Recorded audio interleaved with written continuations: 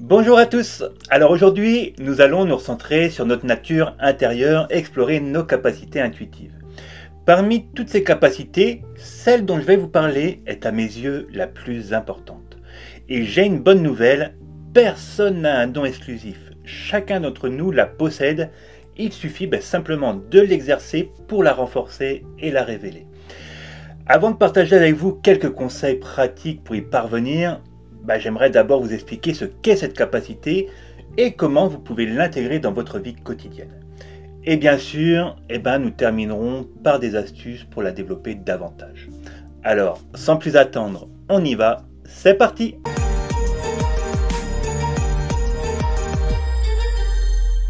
Qu'est-ce que c'est exactement la clairsentience? Imaginez que votre corps est comme une éponge magique qui absorbe toutes les informations du monde qui vous entoure. Lorsque vous êtes clairsensible, vos corps physiques, éthériques et émotionnels travaillent ensemble pour capter ces données. Si certains d'entre vous ne comprennent pas bien cette histoire des différents corps qui nous composent, je vous explique tout dans cette vidéo. Dites-vous que chaque partie de vous agit comme un petit réceptacle, prêt à absorber tout ce qui l'entoure. Imaginez que chaque pore de votre peau est comme une petite fenêtre ouverte sur le monde. Ces fenêtres, elles vont laisser entrer toutes sortes d'informations, que ce soit des émotions, des énergies ou des sensations. Une fois que ces informations entrent, elles se dirigent vers votre cœur, qui joue le rôle d'un superprocesseur. Votre cœur, il analyse tout cela, il synthétise les données et vous aide à comprendre ce qui se passe autour de vous. Alors soyez indulgents, c'est la seule image que j'ai trouvée pour rester simple.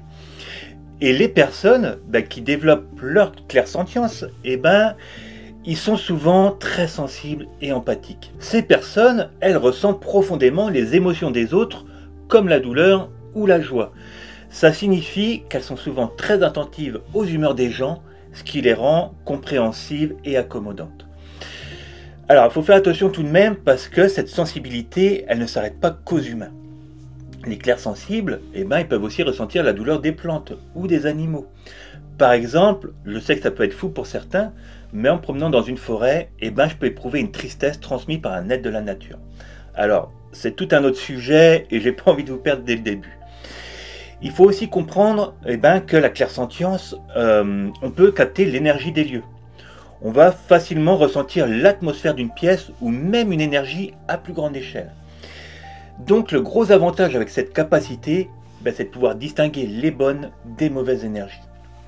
Et cela devient alors très facile de se protéger d'une personne négative ou d'éviter un lieu pas terrible niveau vibratoire. Il existe aussi une autre manière dont la clairsentience est utile dans notre vie quotidienne, et je suis sûr que ça vous est déjà arrivé, le sentiment d'être observé. Le sentiment que vous êtes dans une pièce et que quelque chose vous observe. Ou alors, vous vous promenez et vous sentez juste des yeux posés sur vous sans pouvoir dire d'où ça vient. Ça, c'est votre clairsentience en action. Vraiment, c'est la capacité à développer. Souvent, les gens ils veulent voir ou entendre l'invisible. C'est bien aussi. D'ailleurs, je vous aide aussi à le faire dans ces vidéos. Mais avec du recul, est-ce que ça va vraiment vous servir de voir un défunt? Honnêtement, ça vous avancera pas à grand chose et ça va peut-être même vous effrayer. Alors que l'entendre, je peux comprendre, ça va bien sûr faciliter la communication avec. Mais là encore, vous pouvez très bien passer par des supports comme l'écriture intuitive. C'est franchement à la portée de tous. Et pour vous dire, nous on a des accompagnements pour apprendre l'écriture intuitive, tout le monde a des résultats. Là où la clairsentience se démarque, en plus de tous les arguments que je viens de vous donner, c'est que vous allez pouvoir différencier les énergies que vous ressentez. C'est notre identité de l'autre côté, tout comme c'est notre nom et prénom ici. Par exemple, je sais très bien reconnaître mon guide à un proche décédé ou à une entité quand il se manifeste. Ça me permet aussi de les situer. Parce que les vibrations d'une âme à la lumière ne sont pas les mêmes qu'une âme dans le bas astral. Et ça, c'est vachement pratique. Maintenant, la partie la plus intéressante, comment pouvez-vous la développer, voire l'aiguiser un peu plus? Comme toujours, il n'y a pas de secret. Si demain, vous souhaitez apprendre une langue étrangère, comment allez-vous faire? Vous allez probablement commencer par des cours, pratiquer régulièrement, peut-être même vous allez vous rendre dans le pays et vous immerger dans la culture. Eh bien, il en va de même pour la clairsentience. La pratique et l'assiduité, ce sont vos deux meilleurs atouts.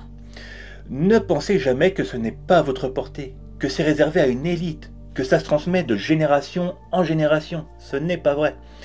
Que ce soit le développement de vos capacités psychiques ou de votre médiumnité, vous en êtes tous capables. Et nous en sommes la preuve. Avec Cindy, on a développé tout cela il y a seulement quelques années. Maintenant, par où commencer? Ma réponse sera toujours la même, par la base. Et la base, c'est la méditation. Alors, j'en entends déjà certains soupirer. Mais retirez-vous cette image de la tête où l'on doit absolument s'allonger les yeux fermés et faire le vide dans sa tête. Cette méthode, elle ne marche que pour ceux qui pratiquent depuis des années. Je dis toujours qu'il y a autant de façons de méditer que de personnes. C'est-à-dire que vous devez trouver votre propre façon de le faire. Cela vous appartient et c'est comme ça que ce sera le plus efficace pour vous. Encore une fois, prenez quelques minutes après pour regarder cette vidéo. Je vous explique tout. Ensuite, il va falloir ouvrir vos canaux énergétiques. Là encore, plusieurs façons de le faire. Ça peut être l'acupuncture, le reiki ou un autre soin énergétique. Mais vous pouvez vous tourner aussi vers des choses plus abordables au quotidien. Moi, ce que je fais et qui marche très bien, je mets mon casque sur les oreilles et j'écoute de la musique qui va me donner la chair de poule. Pas forcément quelque chose avec, je ne sais pas, des fréquences vibratoires ou des bols tibétains. Non, mettez quelque chose qui résonne en vous. Pour faire simple, faites quelque chose pour ressentir le flux, pour sentir l'énergie circuler dans votre corps. Alors peut-être que les premiers jours, vous n'allez pas ressentir grand-chose, mais je vous l'ai dit, la régularité, c'est la clé. Ce sont ceux qui ne lâchent rien qui y parviennent. Ensuite, il va y avoir les exercices. Alors franchement, il en existe des tonnes. J'en ai même fait un guide complet où je vous en donne des centaines. Mais comme vous êtes une super communauté, je vais vous en donner un que je considère comme le meilleur. C'est un exercice que l'on peut faire avec un proche, un ami en qui vous avez confiance pour donner des commentaires précis et quelqu'un qui ne va pas jouer avec vous ou qui va vous juger. C'est un échange ouvert. Demandez-lui de vous montrer des photos de personnes qu'il connaît mais que vous ne connaissez pas. Regardez attentivement leur visage, vous pouvez même demander leur nom si ça vous aide, et connectez-vous-y en rentrant dans cet état méditatif. Et vous verrez qu'à force de pratique, vous pourrez ressentir ce que leur énergie dégage. Il y a beaucoup de médiums qui ont exercé leur ressenti comme ça.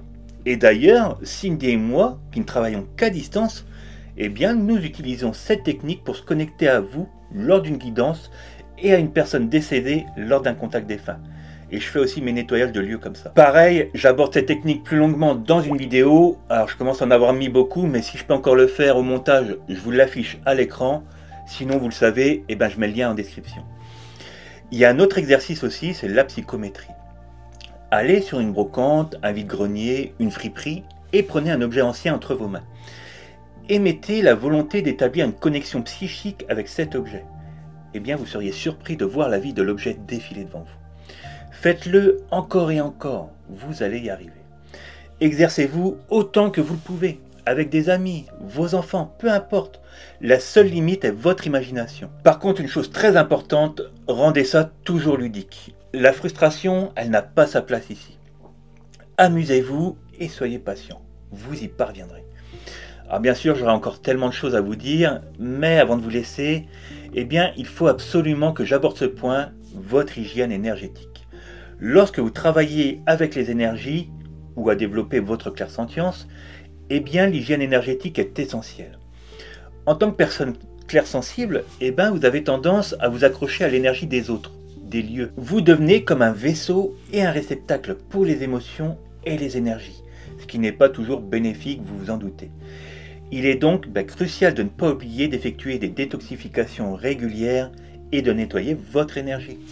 Vous êtes, je vous l'ai dit, comme une éponge absorbante. Je vous encourage donc vivement à prendre soin de votre hygiène spirituelle, tout comme vous le faites tous les jours avec votre hygiène corporelle. Pensez à utiliser la recherche sur notre chaîne. Vous trouverez encore une fois plein de conseils pour prendre soin de votre énergie. En même temps, on est rendu à un point avec plus de 600 vidéos. Je crois qu'on commence à couvrir tous les sujets. Bon, ben, je m'arrête là avant que ça devienne trop long pour vous. Ah si, dernière chose, vous êtes énormément à poser des questions en commentaire, et je vous en remercie. Mais je crois que sur la dernière vidéo, il y a eu plus de 150 questions, plus celles dans le groupe et en message privé. Ben, vous vous doutez bien que c'est pas qu'on ne veut pas, mais on ne peut pas répondre. Pour rappel, ben, nous sommes en consultation toute la journée.